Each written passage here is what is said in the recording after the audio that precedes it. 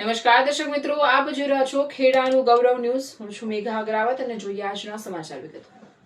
ફાગવેલ તાલુકામાં ભારે વરસાદનો કહેર, અનેક વિસ્તારોમાં પાણી ભરાયા. તંત્ર તાત્કાલિક એક્શનમાં આવ્યું. તાલુકા વિકાસ અધિકારી, મામલતદાર, ફાગવેલ ગામના સરપંચ તેમજ સંબંધિત વિભાગોના અધિકારીઓ સ્થળ મુલાકાત લઈ પરિસ્થિતિની સમીક્ષા કરી.